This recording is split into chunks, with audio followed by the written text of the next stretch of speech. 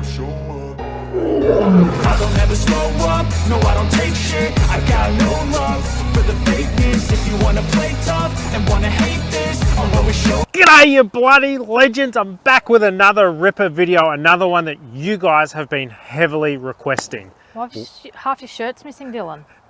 Well, what's that saying, Ash? Sun's out, guns out. Please. So anyway, a lot of new people to the channel, and they've been asking me to do a full walk around of the Cruiser to show you guys what we actually run camping and what we don't run camping. So I'm also going to do, as we walk around, let you know what I recommend and what I don't recommend. As you guys know, I'm pretty bloody honest on this channel. So if there's something that I don't think you should buy, I will point it out and say that I actually regret this. And if there's things that I highly recommend, I'll let you know that I recommend those. Should we get stuck into it, Ash? Let's do it. Is there going to be any giveaways in this one? We are not giving away the Cruiser. I might give away a battery. Let's see what I give away. Anyway, let's set the Cruiser up in four-wheel drive or camping mode, and then we'll get into the full walk around. And just like that, she's set up in camping mode. You're welcome. Hopefully that looks good in editing, Ash. I don't know how that's going to turn out. Anyway, let's wrap into it. So we're going to try and go as quick as we can, as fast as we can, because this is going to take a little while with everything that's on it. Let's talk about the giveaway. Before we get into it, giveaway, we are going to give away a Litime Battery, 100 amp hour. Valued at $389. Yep, $389. So all you got to do, if you want to be in the draw, comment below, and you're in the draw to win that. And I'll reach out to Litime. Hopefully they'll give it to me for free. If not, we're paying for it, Ash. What? Well, let's go. Okay, up the front of the car, we've got the Light Fox driving lights. These shoot, what was it, like 2.1 kilometers down the road, and they honestly haven't let us down. I think they've been on the car closing in on 3 years. They're from Vic Off-Road. My discount code no longer works with them, but I will check if I can get it turned back on for you guys. If I can, it's Yarns 10. And yeah, we've had no yellowing, none of that. The lenses are really good. They come on and off, and as you can see, as a result of having the protective covers on there, that's completely clean. No yellowing, no nothing. The only thing we've had is they are starting to sort of rust on the stainless steel brackets. Just a little bit, not much, but as I mentioned in this review video, you could just paint that black just with spray paint, and then they would look better anyway. So most of the stuff that's on the car, there is individual review videos if you want to learn about it, and I'll have that in the description of the video.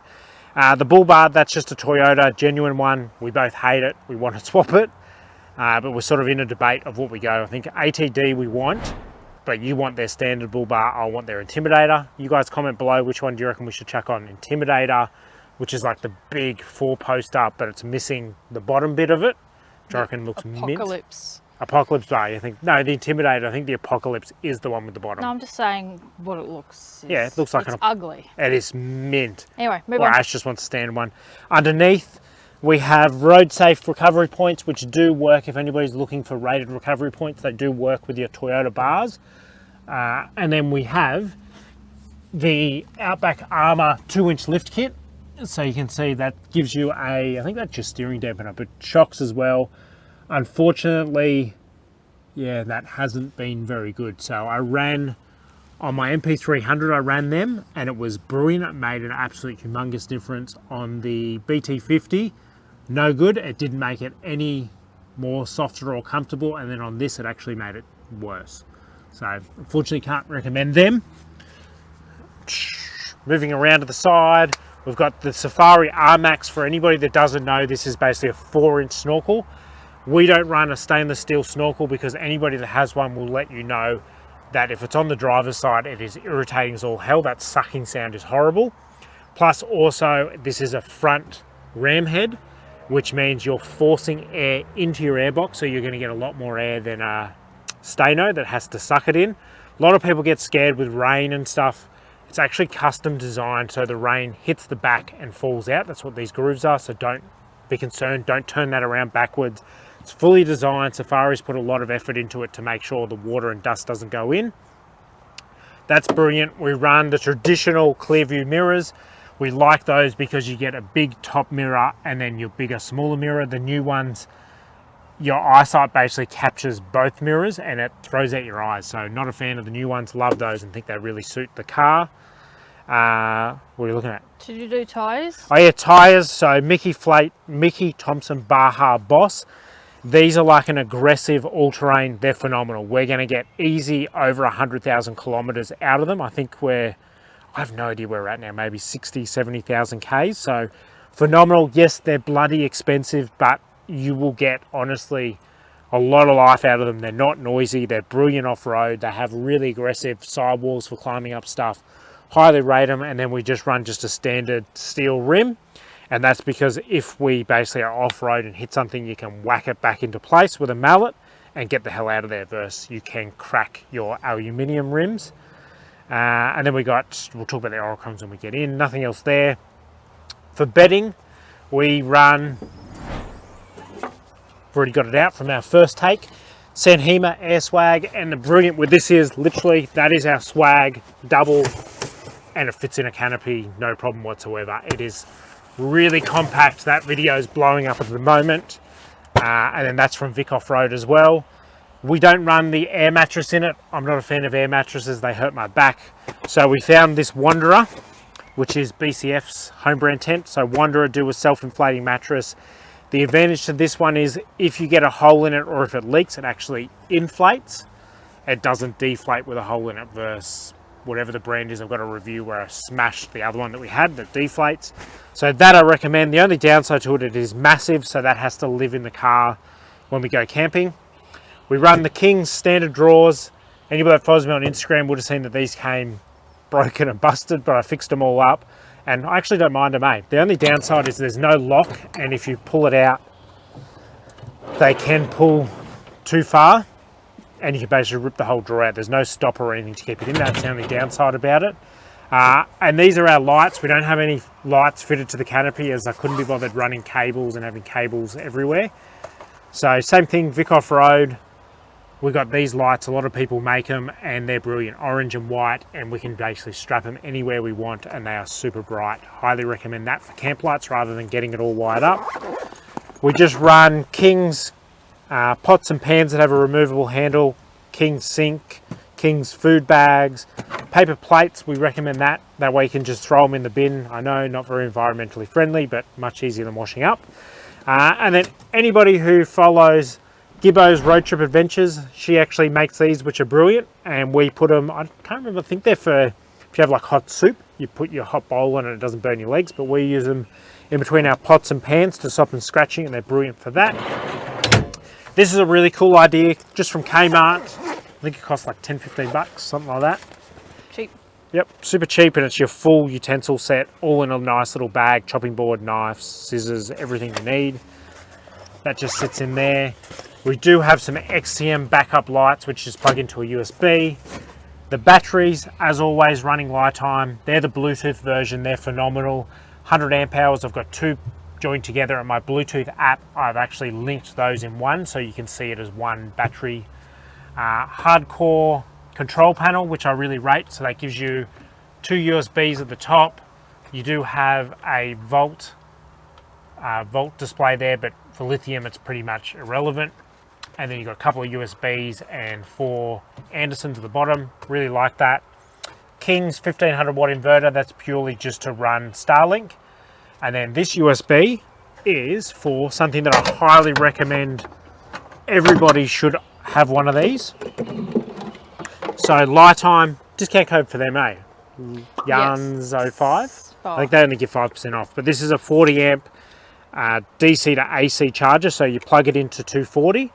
And you can charge your batteries up at 40 amps. This is phenomenal. Nice little portable version. So even if you're in a car, it means you can basically try and find some council power and steal their power and charge up super quickly. Or if you get stuck and you have a whole bunch of rainy days, you can go to a caravan park. Yeah, this thing's phenomenal. And then my DC charger is Enerdrive. Look, I like the screen. It's not Bluetooth. I don't rate that. I just honestly haven't found anything else better, but that has real problems with heat. So I don't recommend anybody in Queensland buying one, as soon as it gets above 32 degrees, it starts dropping amps, won't charge as quickly. And then I think 45, somewhere around there, it shuts off altogether. So black canopy in summer, shuts off all the time, and it doesn't put in much amps at all in summer. So that's a big downside. Them and Victron both have real problems with heat, but I've just found nobody else better. If you guys can recommend a good DC-DC charger, comment below who you reckon's pretty good, and I'll check out the specs because there's not a lot that are actually very good. Then just tie down straps. We run solar, which is the all powers. I heavily recommend this, 400 watts. It's phenomenal. It'll charge your batteries up so bloody quick. Kickstands so that you get a lot of power. The 400 watt blanket, there's a video, and it basically showed that I could get the same power out of a 400 watt as I could out of their 600 watt because their 600 doesn't have kick legs. So heavily recommend one of these. It will charge your car batteries up so quick. Then what else we got? In the tubs, Morphlate. So we've got their 4-hose system, and then their air compressor. You guys have seen those videos happening now. Phenomenal unit, recommend it. The awning, on this side we do run, this is just your BCF cheap $99 one. This is actually used as a shower tent. Main purpose is it's on here for a shower tent, or the reason I've gone this over a shower tent is if the car's parked in the wrong direction, then we can pull this one out and still have shade. I reckon it is much better running this than it is running a normal shower tent. And yeah, we've just got sidewalls in there to put up so we've got privacy, but don't fall over, Ash. Crap There's everywhere. air compressor behind you.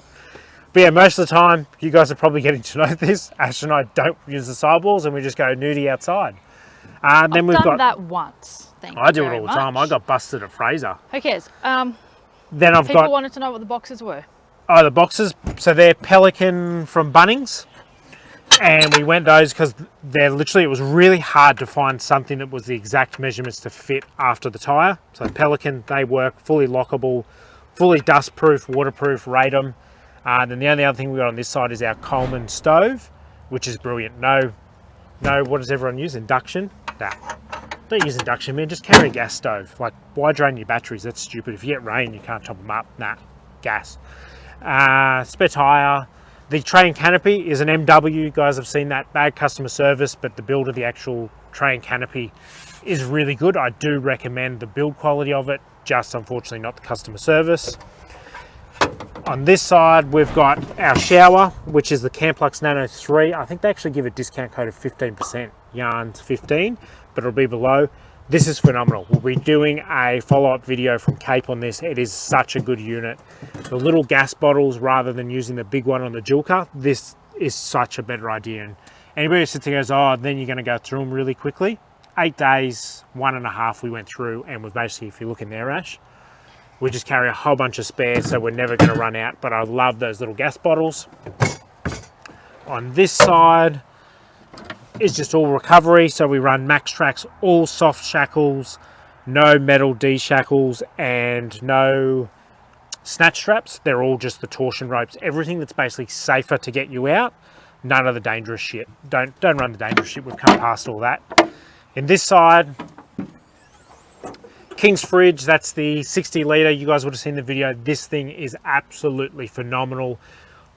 Hands down, I honestly reckon it's the best fridge on the market. I haven't tested, what's that, Ingle?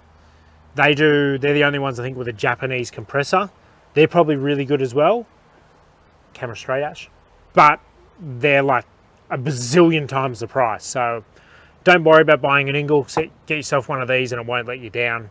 Phenomenal, rate it. The King's compressor that they use, the Huawei, is phenomenal. Then we just have all straps and stuff in here to tie down awnings. Got stools for our chairs.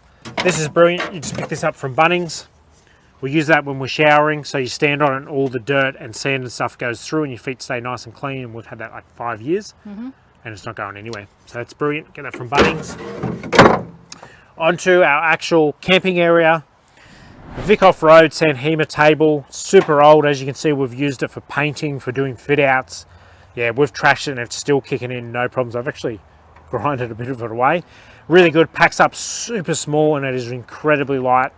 Then the Beach to Bush chairs, Scott does, I think yarns 10 will be your discount code for Scott, and these chairs are phenomenal. Again, light, pack up small.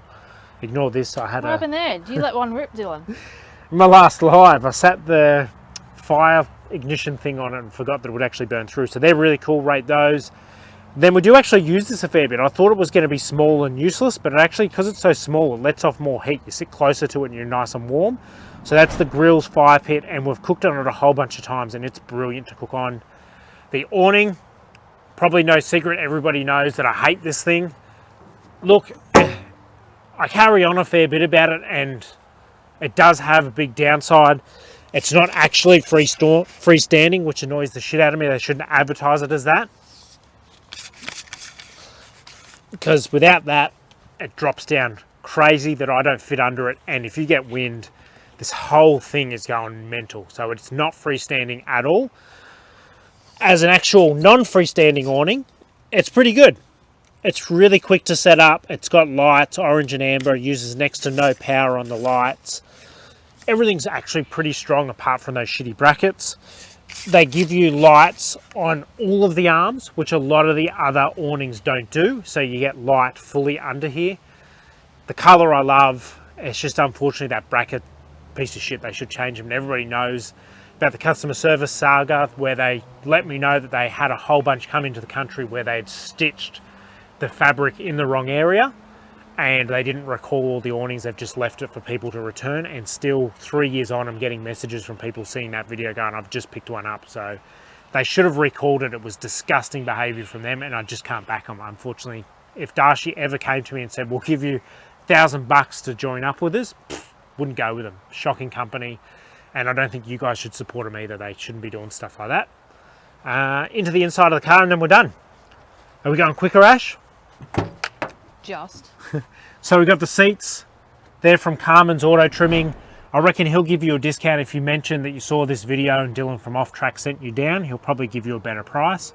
Really good, definitely worthwhile doing. Yes, it's expensive, but it makes a massive difference. Suggest everybody carries a fire extinguisher, nice and easy to get to as well. And then the green box, what's that, Ash? A torque wrench. It is. So everybody should be carrying one of those as well, and making sure all the bolts on your wheels are torqued up. In the front, we've got the one stone armrest. Everybody that has a cruiser runs those.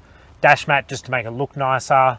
Up the top, everyone saw this video, the Oricon tire sensor. You should run a tire sensor, especially if you're towing.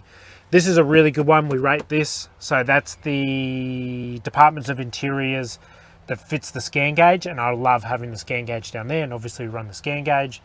UHF, this will be a little bit different to everybody out there, and I'll give the reason why. So we removed we've still got the aerial on there, but we removed our in-car UHF, because when you're towing, you want to have it on channel 40, which is the truckie channel, but a normal UHF will pick people up, 10, 20 kilometers down the road. So you just constantly got chatter from the annoying truckies, which is irritating as all hell, and we end up turning it off. Versus these will only pick a car up 500 meters, a kilometer down the road. I'd probably recommend getting the next level up. So this is just the small Unidens, I think. The other brand, XTS, XTR. Anyway, the other, not Uniden, the other one, the Aussie made one, they actually do a 1 watt really cool one. That's what I would recommend using, just these, so that way you only pick up chatter that's around you, not shit that's ages away that's not important, as you should have UHF to talk to trucks, especially if you're towing. Have I missed anything? The tune and pillar pods. Yep, so pillar pods, if you're towing, again, I recommend you run pillar pods, unless if you've got a more futuristic car, that the scan gauge will pick up all your EGTs and boost. And then tune, we run the Just Autos tune. What do you reckon of it?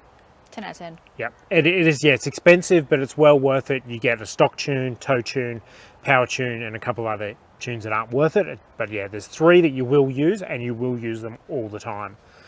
Anything else? I thought before, Yeah. airbox. We're going to show them? Okay, we'll pop the engine and we'll show you the airbox. I should talk about that. Okay, into the airbox. So this one's a little bit interesting. So it's a Patrol Doctor, which changes the filter over to 200 series. So massive, a hell of a lot more air getting in there, and it's a big, massive, as you can see, the intake's all huge and increases it. What's funny, this is all bigger, but then it goes into a smaller pipe anyway. So unless if you change the whole pipe, you're going to be restricted to that size anyway. But one of my mechanics that basically saw it said that it doesn't seal properly and that I should get my money back. They weren't too interested in refunding me, and they reckon that there's no problem with it whatsoever. So I have an email from them saying that it won't dust the engine, so if it does dust the engine, they basically got to put in a new engine.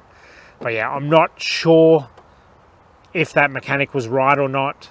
Nobody else has picked up on it. There is a couple of people that run them and nobody said anything, so unsure. I'm not a fan of the fact that you got to carry a tiny little, I think that's an 8mm socket or spanner, and you've got 4 of them. I would like to see that being an easier sort of clip or something like that.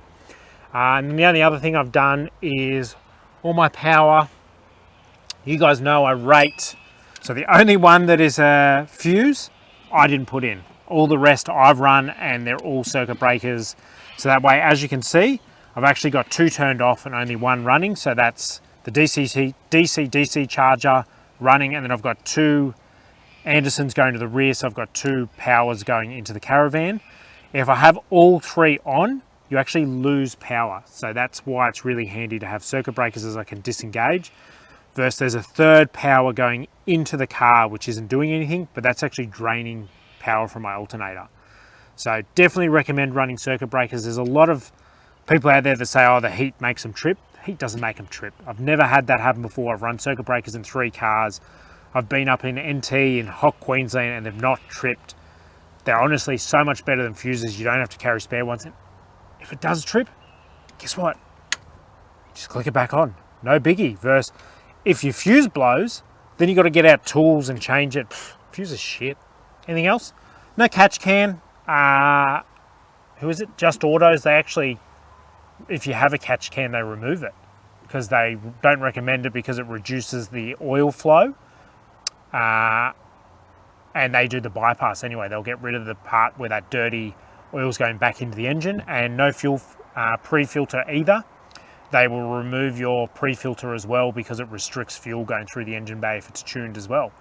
And there's actually a lot of tuners that agree with that as well. So you can't run one if you're tuning it because you're going to starve the motor of fuel. So just something for you guys to note if you do run them. Obviously means you're a little bit more susceptible to dirty fuel, but I don't think there's much of that happening in Australia unless if you go super remote, which just carry jerry cans. Yep. That it? That's it. So if you want to win that battery, comment below. Anything you want to know more questions about, there is full reviews, as I said. They'll all be in the description below. If you've got any questions, you can literally reach out on Instagram and ask me anything you want. I'm here to help you guys know what to buy and what not to buy. Hope this helped. I hope you guys are interested. There's a fair few people that are asking for it. What are they going to do, Ash? Like, comment, subscribe, and follow the Instagram and Facebook page. Beautiful. Till next time, guys. See ya.